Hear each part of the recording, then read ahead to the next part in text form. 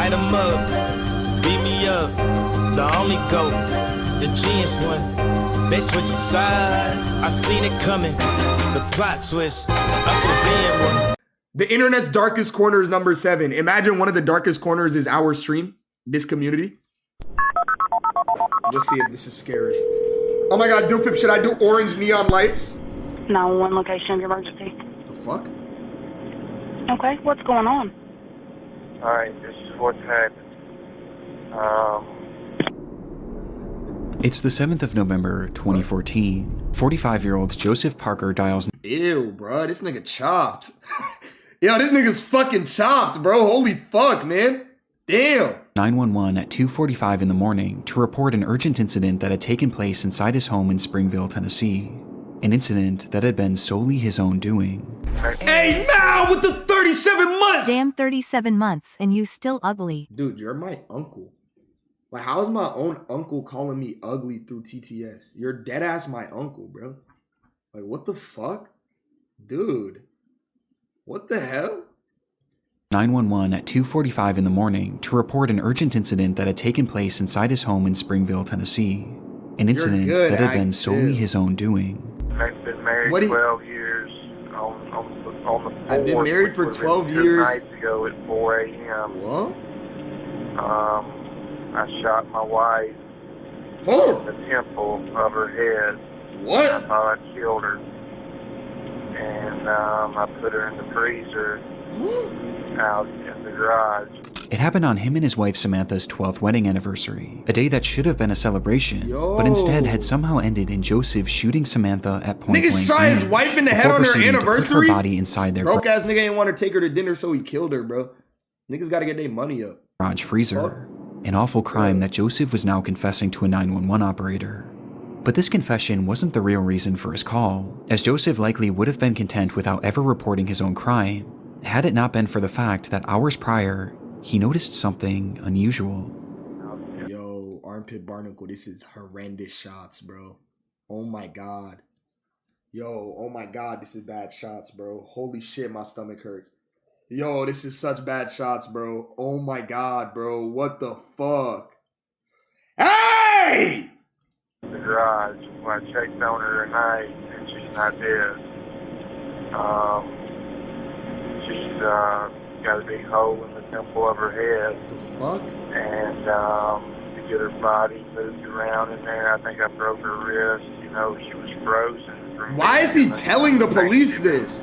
It's been 48 hours now. According to Joseph, Samantha was still alive, despite having a large hole in her head and spending so long in their freezer that she was seemingly frozen solid. When he checked on her that morning, he realized that she wasn't actually dead and was even still conscious. The scenario Joseph was describing should have been impossible, with it being so outlandish that Joseph felt the need to tell the operator. Okay, yo, guys, that ass niggas is getting banned for trying to harass girls in my chat from now on. Like Punani man, that ass, y'all niggas on thin ice. I'm not trolling, bro. Nigga atting her saying, "Are you scared?" Yo, you're a loser, bro. I'm dead gonna start banning niggas for that. I'm dead ass, bro. Yo, I'm dead ass, bro. But this wasn't a prank. Stop. No prank call. I need somebody to get out there and help her out. But I promise you this is a legit call, and I need somebody to get out there and help her. Don't ask me if I'm scared. I still love her. It's hard to believe that after that, you know, but... I said I still love her. Nigga, you shot her in the head. You know, I've loved her every day I've been married to her.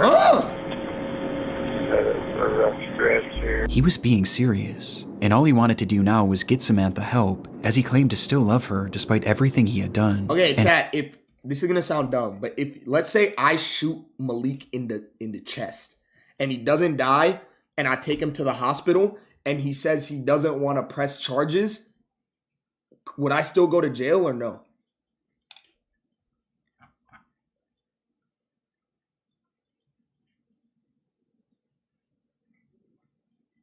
Okay, some niggas saying yes, some niggas saying no. Like, how does it work? Help couldn't come quickly enough, as Joseph went into greater detail about just how bad Samantha's condition was, and how he was able to determine she was alive in the first place. She's been frozen. For 2 days she's frozen solid. How the fuck is his wife frozen and alive? She's in bad shape. Like, what the fuck? She can't talk. Nigga had his wife in a freezer. Blink once means yes, blink twice means Is he like schizo? Despite being unable to speak or move, Samantha was still blinking, and was actually blinking in response to questions Joseph was asking her, once for yes and twice for no. And in a moment of what appears to be a regret for what he had done, he tried to make things better by giving her blankets and pouring water in her mouth. This nigga's retarded. Yo, I shot my wife in the head, but I gave her blankets, bro. Yes, she's still in the garage. I made her as comfortable as I can make her. She tried to drink a little water. These responses led to a lengthy one-sided conversation that ended with Joseph vowing to get her help, which he was attempting to do now. Wait, as he drove Joseph? Yusuf? Similarity there.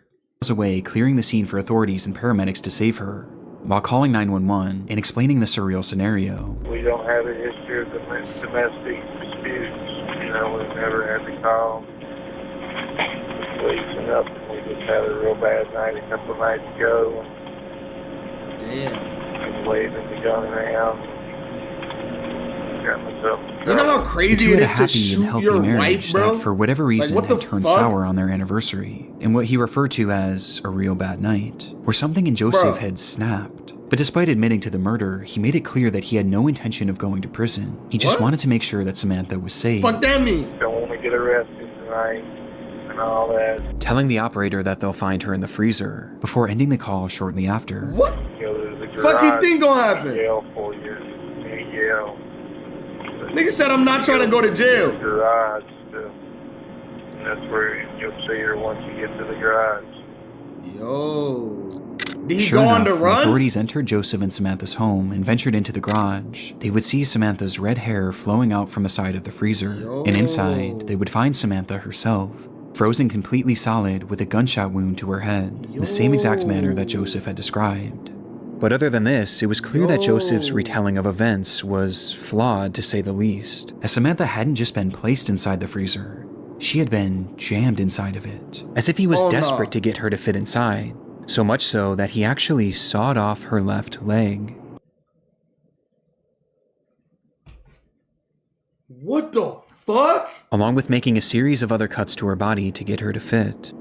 And this wasn't even the most damning revelation, with the most important having to do with Samantha's condition. Just by looking at her, it was clear to the first responders that Samantha was dead, and had been dead for days, So he was likely lying. having been killed instantly by the gunshot, meaning that the blinking Joseph had witnessed was entirely hallucinated. What the It never could have fuck? happened, and yet that was his reality, and he What fully the believed it. Fuck. Upon the discovery, Joseph quickly became the #1 most wanted man in Tennessee, and Chopped ass nigga. that same day, police would track down his vehicle as he appeared to have been trying to flee the state. But the officers got to him first, pulling him over and then surrounding his vehicle, drawing their guns and preparing for anything.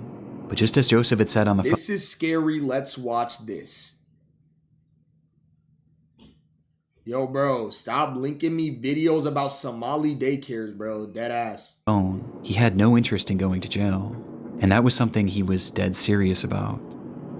When officers finally got his car door opened, they would find Joseph Parker in the driver's seat, dead from a self-inflicted gunshot wound to the head. Yo, niggas that do crimes and then kill themselves are dead ass the biggest pussies on earth, bro. Like, nigga, if you gonna kill someone, at least, like, take the fucking, you feel me?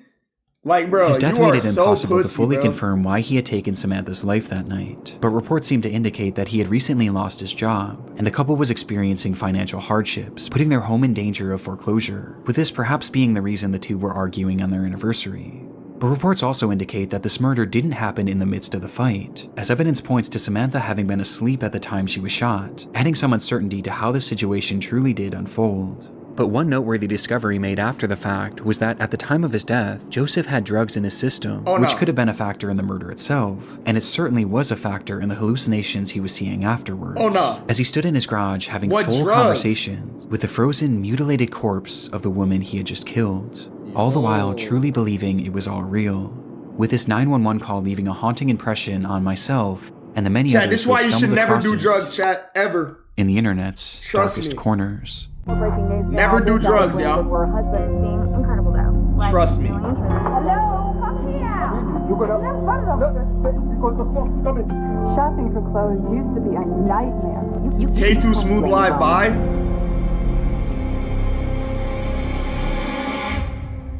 Don't you do drugs? No. Do you ever feel like you're being watched? Huh? Well, considering that you're online watching this video right now, there's a good chance that you are. Huh? Your internet provider can see— Oh, this is an ad. I just got scared as fuck. Oh, that nigga just scared the fuck out of me. Yo, I was like, what the fuck is this nigga talking, bro? There's dead ass a open window right next to me, bro. And I can't see anything. It's dead ass just pitch black. Oh my God, bro. Yo, this shit dead ass. I can't see nothing through that window, bro. Holy shit. Yeah. Probably. You're on game tonight or not? Yeah, I'm down. I'll game. Jennifer Sheffield. Jennifer Sheffield's life was largely encapsulated by the posts she made on social media. She worked hard studying in medical school with the hope of becoming a doctor, a journey that she documented on her growing TikTok page. Who this? Wait, is there actually a serial killer in LA right now? Serial killer LA. Right now. No, there's no serial killers in LA right now, bro. Chill. There was one in September 2025 and one in May. How come serial killers are always men, chat? We need to kill all men, bro. But when she wasn't at school or at a hospital, her time was spent with her family.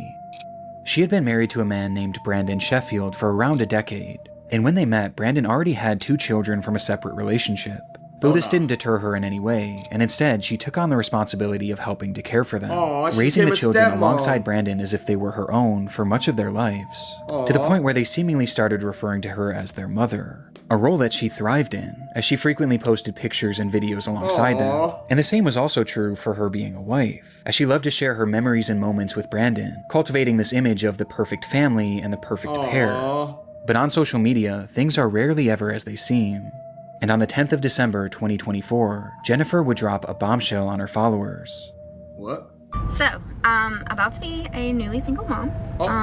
And I am in the middle of a divorce. My husband is being incredible though. Like, really and truly, like we're working together. Everything's great. We're splitting everything down the middle. Like, you know, everything is good.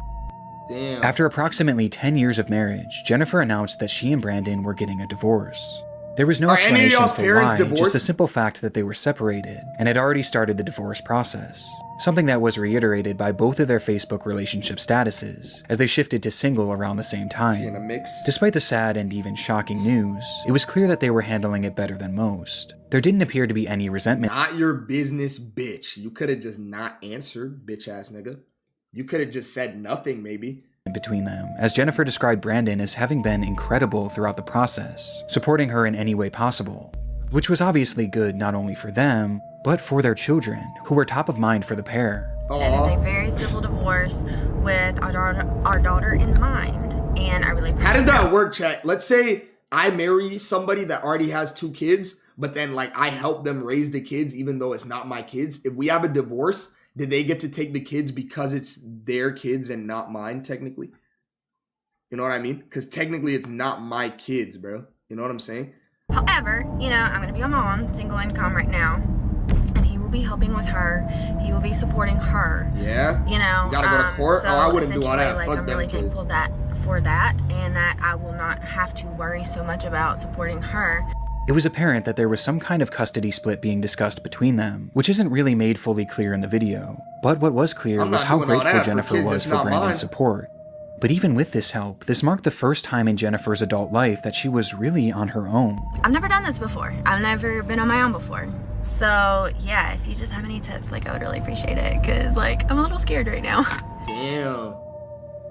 Then what It was happened? uncharted territory and something that she was understandably nervous about. But despite her fears, Jennifer maintained an optimistic attitude. And thankfully at this point, the divorce itself was going about as well as it could be. They were both supportive of each other. Wait, when you divorce, you have to split your money with your wife, there seemed to be no right? bad blood between them.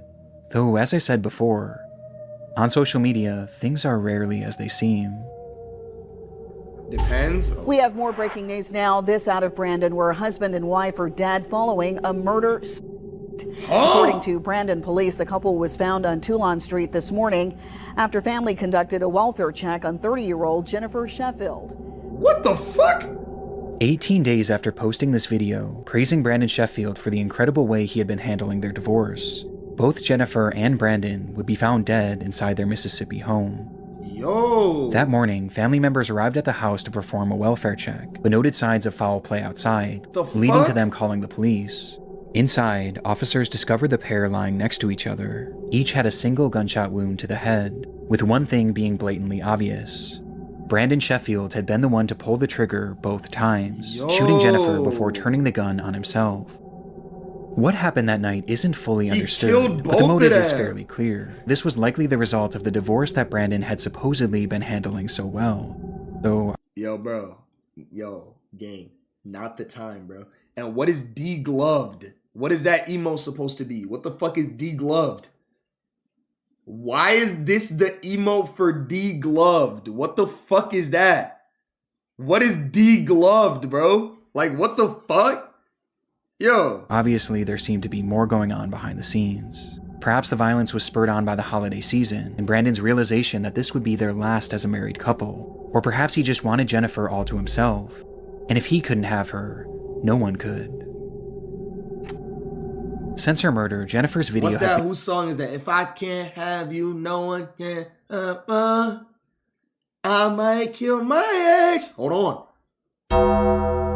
Doja Cat, what do you know about this? Doja Cat, what you know about this? Become a morbid piece of internet history, and just seeing how full of hope she was is heartbreaking in hindsight. And because of Brandon's actions, not only was Jennifer robbed of her future, but these children were robbed of their mother figure and their father figure all in one night. In making this even more devastating, some articles have claimed that one of these children was actually in the house during the shootings. What Brandon did was nothing short of evil, but surprisingly, not everyone has seen it this way, as the discourse around this case has somehow men sacrifice their happiness for their families and women sacrifice their families for their happiness. Yo, niggas on Twitter are dead retards, bro. Yo, Twitter the only place where you'll see niggas like justify the nigga killing his family, bro. Led to people actually sympathizing with him. The internet has ruined women. Like, yo. Aiming Jennifer for her own murder. Sadly, this is just a fraction of the disrespect that Jennifer has faced since her death, as there have been numerous other— Yeah, she was just grinning like she just turned 21 and is single again. Bitch had a kid and she's pushing 40. Online controversies surrounding her and her family. Bro, but for the sake of this video, I don't want these to distract from the very real story and the very real victim at its core. A young woman who will now never get to experience the future that she was so hopeful for. Yo, niggas on Twitter are crazy, bro. I had this feeling this morning for some reason to tell you that it's gonna be okay. You still have a purpose. You've got to keep pushing. Damn, you still have a heartbeat. And that means that you've got to keep going. Damn, bro. It was unlike anything she had posted before. Throughout 31-year-old Rania— Yo, can y'all stop typing "Hey men" and their Yusuf7s? Shut up. Ibrahim's Facebook page, friends, family, and followers have been accustomed to seeing posts of her children, various religious texts, and other media from her day-to-day life. But on June 14th, 2017, Rania would begin her very first live stream, and it was clear from the start that something had gone terribly wrong. This shit in Arabic. Okay, open the front door. You're going to bring the smoke in. Okay. You're not going to be able to breathe. Your children scared maybe someone outside. What the fuck? They're in the other flat. Are you sure? They've gone into the other flat. The footage is from Rania's perspective, as she and another woman discuss what lies behind the front door of the apartment unit they were in. The woman, believed to be 33-year-old Isra Ibrahim, told her not to open the door as it would let the smoke in, while Rania insisted that people might still be out there and in danger, eventually leading to her peeking outside, and in turn giving us a glimpse inside their nightmare situation. Men, chat. Men. Okay, I'm not opening it. What the fuck? Didn't she praying to God before she opened the door? What's on the other side? What the fuck? The door opens for just a split second, revealing a thick layer of black smoke, the loud ringing of fire alarms, and someone pounding on a door. What the Rania eventually calls out to whoever was knocking outside, beckoning them towards her. Hello, come here! Come here! Hello? Hello? Yo! Come! Quick! Oh, don't let that nigga in your spot. Yo, any old, bald, white nigga is bad news, nigga. That's bad news. To which 57-year-old Gary Maunders emerges from the smog, completely covered in ash. It was a dramatic scene, and one that you can start to piece together based on the footage alone, as it was clear that there was a fire raging inside that apartment complex, and the entire floor Rania was filming on had been filled with smoke. Smoke that essentially trapped her and a few others inside this flat. Given the sheer amount of smoke in that hallway, it was obvious why the others in the room insisted on keeping that door closed. But Rania continued to hit back on this, as she didn't want anyone to be stuck out there alone. You gotta... because the smoke is coming. But the people outside. Yeah, nigga, is it not crazy to live stream this though? Like you live streaming your apartment building burning down? Like that's so crazy. Hello? Hello? Okay, I'm going out. Hello? Like why would you think to go live? Oh you live stream the slip and slide with before eventually conceding and closing the door for good. Fairs. It was obvious that the situation was dire, but just how dire wasn't revealed until Rania made her way over to the window. Okay, I'm not going, okay. Holy shit, they're this high up? Holy fuck! They were 23 stories in the air, in the highest floor of the Grenfell Tower, located in North Kensington, London, England. Wait, WTF on God, she has the same name as my aunt and she sounds like her. That just might be your aunt, gang. And where Rania and hundreds of others lived. And now, somewhere in that high-rise, was a growing fire. The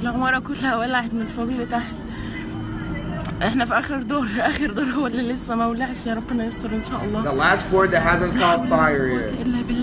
Damn, bro. As she looks out the window, Rania tells her viewers that she believes the fire had started from the bottom of the structure and was quickly working its way up. Translate?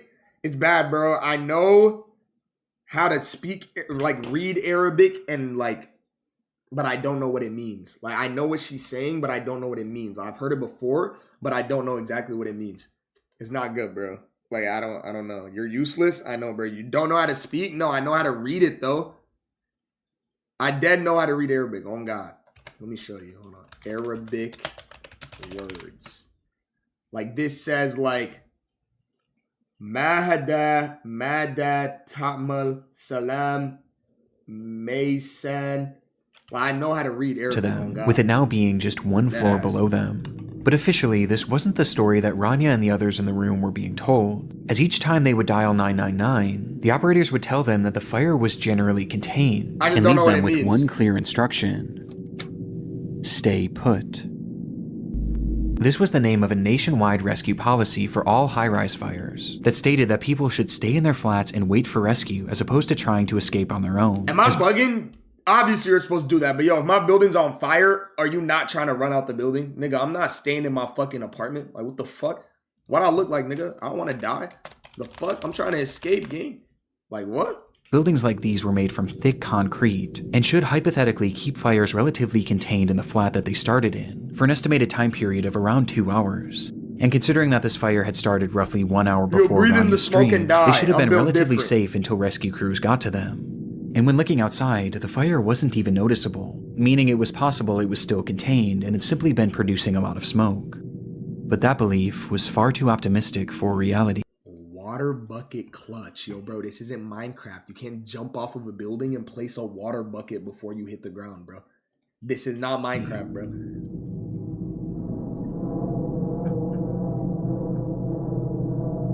Fire brigade. Yeah, hello, hi, in the fire, flat 16 Greenfield Tower. Sorry, a fire where? Flat 16 Greenfield Tower. It's the 4th floor. Right, okay. Quick. They're on the way already. Yo. A nigga said get in the shower and turn on the cold water. Yo, you're a dumbass. Approximately 1 hour earlier, on the 4th floor of the tower, a man called 911 to report that his freezer had caught fire. It was an incident that had happened through no fault of his own, and due to his quick phone call, firefighters would arrive on the scene within minutes, one of whom was wearing a camera that showed that they were able to handle the blaze in a relatively efficient manner. They have firefighters in the UK?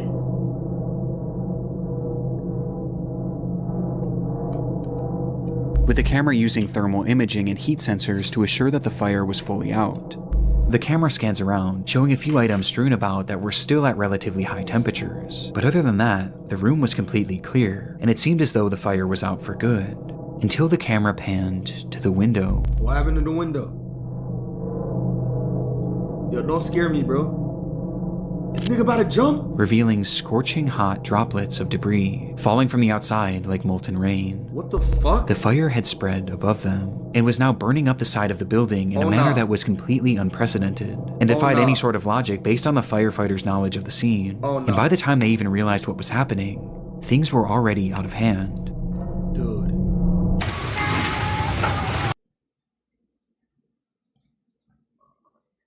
What the fuck? What the fuck?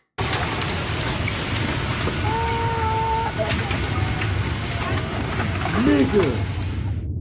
The fire was huge, and within just that first hour, nearly the entire building was engulfed in flames. Yo. And Rania was now trapped on the tallest floor, Yo, like you're opposite to dead where the ass fire dead was if raging. this happens. No, there's And she nothing you wasn't can alone. do. Like Not you're only dead were ass there over dead. 100 people left in the building at this time, but 2 of them were Rania's own children. Yo. 4-year-old Fethia and 3-year-old Tanya, who were stuck in the same flat as their mother and several others.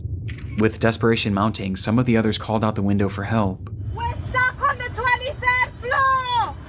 Hello! كان في لندن فين؟ There's too many people stuck upstairs! Holy Until the stream went shit. dark roughly 6 minutes later. What the fuck?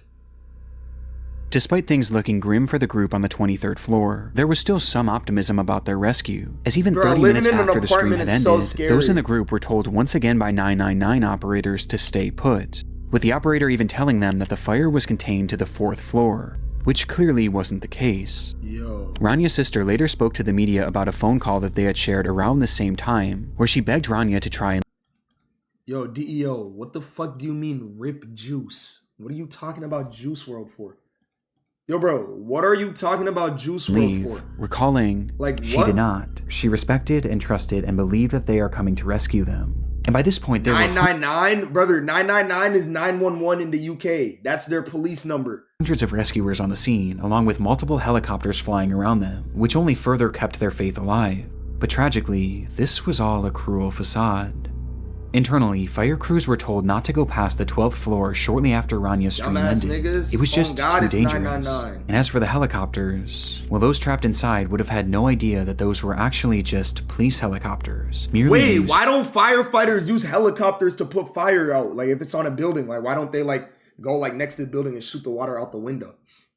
For surveillance. They weren't even equipped for rescue, nor were they ever considered to be used for that, as getting too close would have blown more air on the fire and made the blaze even worse, meaning that those helicopters offered them no chance at survival. Shit. They were entirely on their own, leading to authorities finally telling them to try and escape by themselves. Huh? Nigga, what? Yo, imagine the cops told you try to escape. Like, what the fuck? But by this point, there was no point. Yo, this was 2 hours after the fire had started, and an hour after Rania's stream. The fire had completely taken over the structure, and inside there was only one single stairway. A stairway that was now impossible to safely traverse for anyone on the higher floors. Yo. Even attempting it would have been a death sentence. The orders for them to shelter in place had cost them valuable time, and in turn, any chance at leaving while they could. And it was all for a rescue. See, this why, bro? Chat, like, this is why, obviously, you should obey laws and, like, listen to what people say most of the time. But in emergencies, bro, 99% of the time, the niggas telling you to do shit and, like, telling you what to do don't know any more than fucking you, bro. Niggas telling you to stay, but, nigga, they could have fucking left, bro. Like, you gotta listen to yourself, bro. Like, they don't know what the fuck they talking about sometimes. You feel me? That was now impossible, leaving them completely trapped.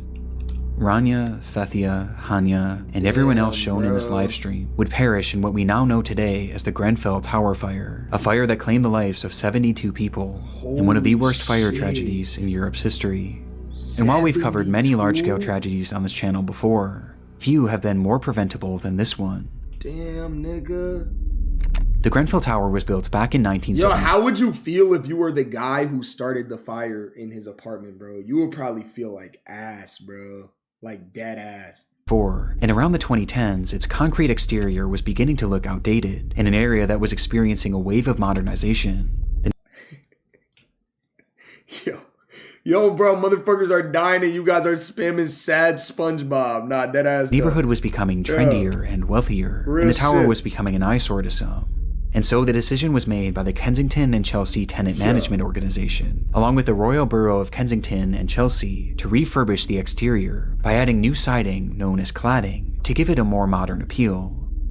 It was purely aesthetic, but its effects were horrific. The cladding was created by a company called Arconic, which had tested it numerous times to see how it held up to fire, and the results were awful. Wait, Their what? ACM cladding received a grading of They tested it and it was bad and they still let niggas live in it? F, with it being apparent that it was extremely flammable, Wait, what? with some likening it to gasoline due to how quickly it would erupt into flames, What? while also producing 3 times the amount of smoke as usual fires. Wait, what? But despite having these test scores and even acknowledging their failure in multiple emails sent throughout the company, notoriously following up their F score with the line, "Oops." What? Nigga?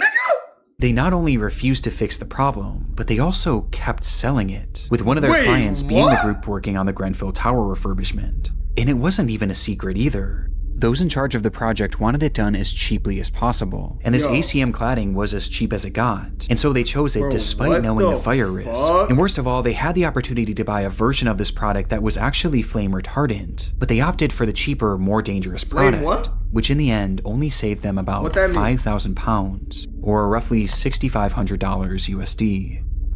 Arconic knowingly sold this flammable product. The companies working on the Grenfell Tower refurbishment knowingly bought the flammable product. And in the end, it all resulted in a disaster that they all should have seen coming. Yo, their families could sue the fuck out that company, right? They have to be able to get a bag off of that, no?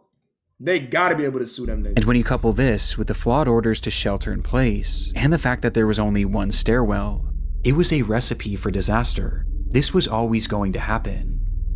This was a failure on so many levels for so many parties, and it all traces back to greed and the value of money over the lives of innocent people like Rania and her children. Despite the fire starting 8 years ago, justice has yet to be served, as investigations are still ongoing to this day, leading to an agonizing wait for all those who lost loved ones in the blaze, with the trials themselves not expected to start for another full year. Damn, bro. That's fucked on God. It's estimated that there are still thousands of buildings in the UK with flammable AMC cladding. Yo, the UK is the worst place on earth, but I liked it there, but still. Don't hang up. Okay, this is the last one. It was the usual start to the day for Rhoda McFarland. The 42-year-old manager of the Lane Bryant store in Tinley Park, Illinois, was no stranger to big sales. It's the Have It All sale at Lane Bryant. Lane Bryant had a habit of launching monthly clearance events, sending out flyers and airing commercials in the days and weeks before to let all of their customers know. And this day, February 2nd, 2008, was yet another one of these sales. I was 5 years old. She knew it would be a February busy 2nd, day, 2008. and potentially a stressful one for one of her employees, as that morning only one worker was scheduled to open the store, something that Rhoda disagreed with, leading to her coming in to help, even though she had the day off. But like I said, this was a typical morning for her, as this was just the kind of person she was, always willing and wanting to help others. And as she clocked in for work that morning at 10 a.m., she and her coworker braced for a potential rush of excited shoppers. The rush, however, wasn't as dramatic as they may have expected, and in the first— I remember when Black Friday, like, deals and shit used to be like niggas fist fighting over TVs inside of Best Buy and shit? That shit there used to be deep, bro. Niggas would be in that bitch fist fighting over fucking TVs and shit. 15 minutes or so of opening, only 5 people had entered the store, 4 of which were female shoppers looking for some died deals, over that shit? while the 5th was a delivery. Niggas died over Popeye's chicken sandwiches. Yo, how was that real, bro? Yo, niggas died over Popeye's chicken sandwiches, bro. Like, what the fuck? Yo, like, huh? Whose sunglasses are these? Are these my body or no? Hold on a sec.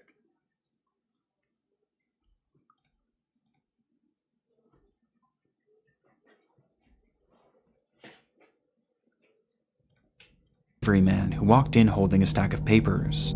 The man approached them and made casual conversation, but after a few minutes had passed, he kind of just lingered around, never actually delivering anything, which Rhoda found strange, especially considering that it was Saturday, a day that they typically didn't receive packages. Growing more and more suspicious by the minute, Rhoda quietly placed a call to a nearby Lane Bryant store, who confirmed to her that there was in fact nothing scheduled to be dropped off that day. But before she could even process this information, an incident was already unfolding around her. Say on God, it's a bomb. Out of nowhere, the delivery man pulled out a pistol and pointed at— What the fuck? Change the video, bruh. This is sad vibes, like let's watch reels or something, or load up that phone and let's do a food run. Hey nigga, life not always sunshines and rainbows, nigga. Sometimes shit gets sad, nigga. Life not always sunshine and rainbows, nigga. At the women, yelling at them to hand over the money from the register, before proceeding to round up Rhoda, her employee, and the 4 women shopping, demanding that they all give up their cash and jewelry. After he was satisfied with the collection, he forced the women to the back of the store, where one by one he bound them with duct tape, placing them each face down on the floor, and putting underwear over their heads to obstruct their view. In the minutes following, he would venture back out into the store where 2 other women had entered, and they too were then robbed and then forced into the back room, where they were eventually subdued. But not before he struck one of them in the face with his pistol, nearly knocking her unconscious. It appeared to be a fairly high-level robbery, but after he now had them all in the back room, the whole operation seemed to grind to a halt. It was like he didn't know what to do next, as he started pacing the room and slowly losing his cool. The minutes ticked on, and the more time that passed, the more agitated he became. Why wouldn't, I don't understand why robbers, like if they tie somebody up, why do they not just leave them? Like, why do they have to kill them? Especially if they don't show their face. Like, I would get it if they showed their face, but like, if they don't show their face, like why, you know what I mean? Like, it was clear that the pressure was getting to him, and sensing his disorganization, Rhoda seized the opportunity, quietly slipping her hand free, allowing her to call 911 through her Bluetooth headset. Oh shit. 911 emergency. We're at Despite the man being in the room with her and the others, Rhoda managed to alert authorities to her also facts. Niggas is robbing fucking this shit like some old Navy shit. You gotta walk out of there with maybe 2 bands max, bro. This weak ass robbery. You could have fucking DoorDashed for 2 weeks and got that money. Like, location, what the fuck? Telling them to hurry Weak and making ass it clear robbery, that the situation was urgent. The hell? In the background, you can also hear the robber himself, whose disheveled state is apparent as he outwardly states, the operator was on it, quickly dialing dispatch and telling Rhoda not to hang up. Stay on the line. Let me get you to Tinley Park. Don't hang up. Though within just a split second, the call disconnected. Oh no. By some stroke of good fortune, there was actually an officer in that shopping center only about 100 feet away, and from the time that Rhoda made that call, the officer managed to arrive on the scene with— Nigga went in there on his ones? Yeah, I'm not allowed to respect it. On God, I'm waiting for backup. Yo, what? On my life, I'm waiting for backup. In just a few minutes. Yo. He rushed inside the store, but inside he found nothing, until he made his way over to that back room. Inside, he would find them. 6 women with underwear over their heads, lying on the floor, each one having been shot execution style just seconds after Rhoda's 911 call. It was a mass murder, but in the midst of this awful scene, one thing was missing: the killer himself. And so authorities flooded the area, scanning and searching all over for the gunman, who was described as a black man with a husky build. Who the fuck described him? Wait, what? Who the fuck described him? Am I tripping? If they were all dead, who described him? A single braid that fell to his right cheek that ended in green beads. And the reason they knew exactly what he looked like wasn't because of security footage, as at the time the store didn't even have any CCTV cameras, but instead, it was because one of the women actually survived. What? When the man began his executions, he moved his way over to the employee that Rhoda came in to help, and when he fired his gun, she moved at just the right moment, causing the bullet to graze her neck, to which she proceeded to then play dead so that the man wouldn't notice.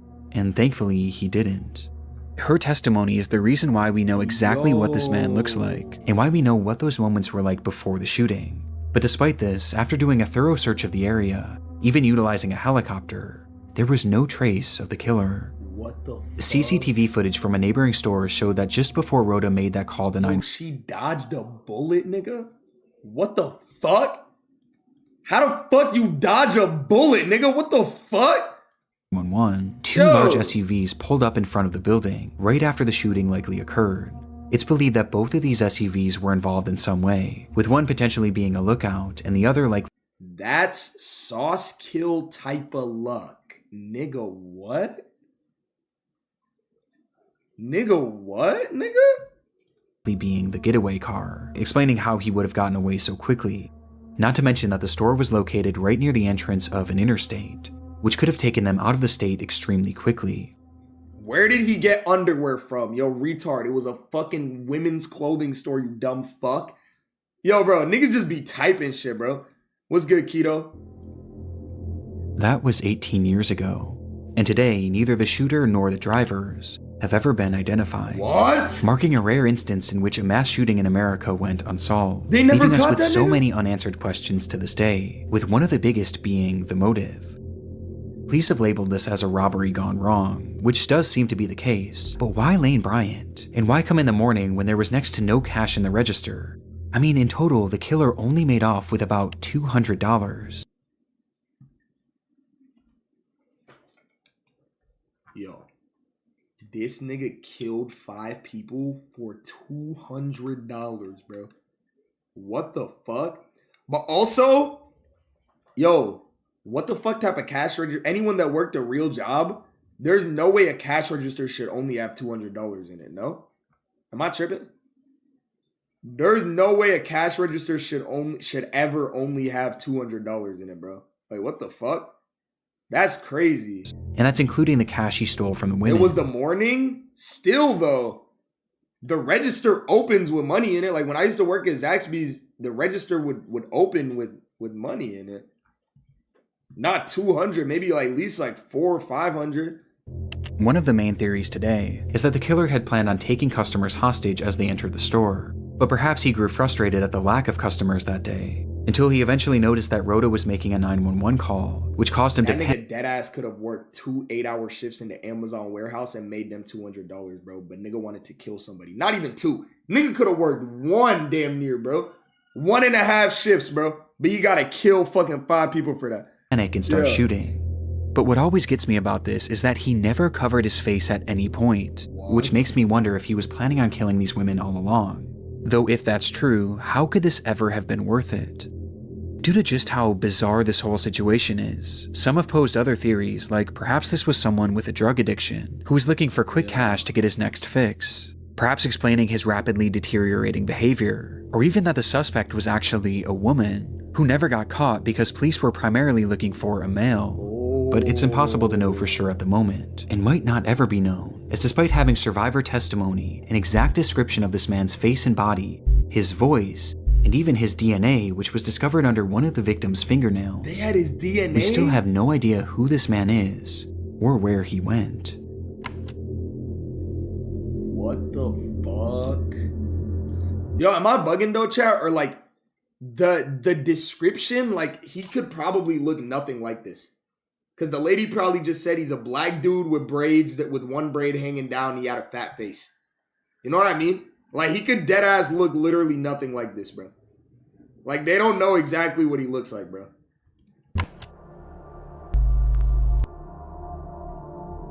Damn, bro. Holy shit. And it was 18 years ago? Hopefully that nigga's dead, bro. That was a good ass video, though.